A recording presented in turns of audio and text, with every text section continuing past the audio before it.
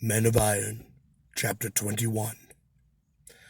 Now and then there are times in the life of everyone when new and strange things occur with such rapidity that one has hardly time to catch one's breath between the happenings. It is as though the old were crumbling away, breaking in pieces to give place to the new that is soon to take its place. So it was with Miles Falworth about this time. The very next day after his interview in the bedchamber, word came to him that Sir James Lee wished to speak with him in his office. He found the lean, grizzled old knight alone, sitting at the heavy oaken table with a tankard of spiced ale at his elbow, and a dish of wafers and some fragments of cheese on a pewter platter before him. He pointed to his clerk's seat, a joined stool somewhat like a camp chair, but made of heavy oaken braces and with a seat of hogskin, and bade Miles be seated. It was the first time that Miles had ever heard of such a courtesy being extended to one of the company of squires, and after much wondering, he obeyed the invitation, or rather the command, and sat down. The old knight regarded him for a while in silence, his one eye as bright and as steady as that of a hawk, looking keenly from under the penthouse of his bushy brows, while he slowly twirled and twisted his bristling, wiry mustache, as was his custom when in meditation. At last he broke the silence. "How old are ye?" he said abruptly. "I turned 17 last April," Miles answered, as he had the evening before to Lord Malworth. "Humph," said Sir James.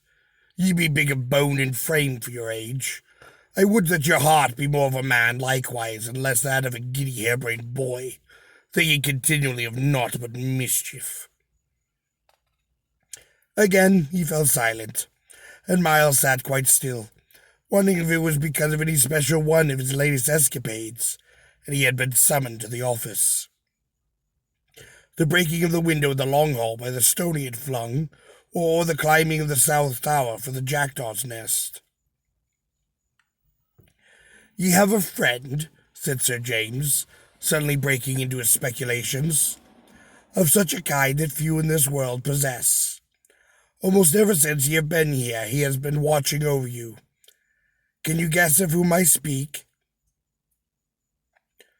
"Perhaps it is Lord George Beaumont," said Miles.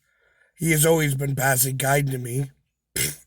"Nay," said Sir James, "it is not of him that I speak, although he does like you well enough. Can you keep a secret, boy?" he asked quite suddenly. "Oh, yes," answered Miles. "Yes, and you will do in this case if I tell you who it is your best friend here?" "Yes," said Miles. "Then it is my lord himself who is that friend, the Earl. But see that you breathe not a word of it." Miles sat staring at the old knight in the utter and profound amazement. Presently Sir James continued, "Yea, almost ever since ye came here, my lord has kept oversight of all your doings, all your mad pranks, your quarrels and fights, your goings and comings. What do you think of that, Miles Falworth?" Again the old knight stopped and guarded the lad, who sat silent, finding no words to answer. He seemed to take a grim pleasure in the youngster's bewilderment and wonder. Then a sudden thought came to Miles. "Sir," said he, "did my lord know that I went to the privy garden as I did?" "Nay," said Sir James, "of that he knew naught at first until your father bade your mother write and tell him." "My father!" ejaculated Miles. "Aye," said Sir James, twisting his moustache more vigorous than ever. "As soon as your father heard of that prank, he wrote straight away to my lord that she put a stop to what might in time have bred a true mischief." "Sir," said Miles in an almost breathless voice, "I know not how to believe all these things, or whether I be awake or dreaming." "Oh, ye be surely enough awake," answered the old man, "but there are other matters yet to be told. My lord thinks, as others of us do, Lord George and myself, that it is now time for you to put away all of your boyish follies and learn those things that pertain to manhood. Ye have been here a year now, and ye have had freedom to do as ye might list, but boy, the old warrior spoke seriously, almost solemnly, upon you do rest matters of such great import, that did I tell them to you, ye could not grasp them. My lord deems that you have, perhaps, some promise beyond the common of men. Nevertheless, it remains yet to be seen if it be right. It is yet to test whether the promise may be fulfilled. Next Monday, I and Sir Everard Willoughby take you in hand to begin training you in the knowledge and use of jousting, of arms, and of horsemanship. Ye are to go to Peter Smith, have him fit a suit of plain armour, which he has been charged to make for you. Now get ye gone, think well over these matters, and prepare yourself by next Monday. But stay, sirrah, he added as Miles, dazed and bewildered, turned to obey. Breathe to no living soul what I have told you. My lord is your friend. Neither speak of anything concerning him. Such is his own heavy command that is laid upon you. Then Miles turned again without a word to leave the room, but as he reached the door, Sir James stopped him a second time. Stay, he called.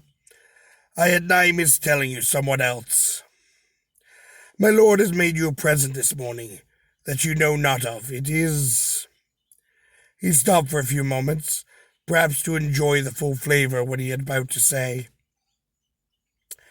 It is a great Flemish horse of a true breed and a right mettle, a horse such as a knight of the noblest strain might be proud to call his own. Miles Falworth, you were certainly born upon a lucky day. Sir, cried Miles, and then stopped short. Sir, he cried again, did you say the horse was to be mine? Aye, it's to be yours. My very own? Yes, your very own. How Miles Falworth left that place, he never knew. He was like one in some strange, wonderful dream. He walked upon air, and his heart was so full of joy and wonder and amazement that it filled him almost to agony. Of course, his first thought was of Guskin. How he found him he never could tell, but find him he did. Come, Francis, he cried. I have something to tell you so marvellous that I had to come... Come, Francis, he cried. I have something to tell you so marvellous that it had come on me from paradise. It could not be more strange. Then he dragged him away to their entry.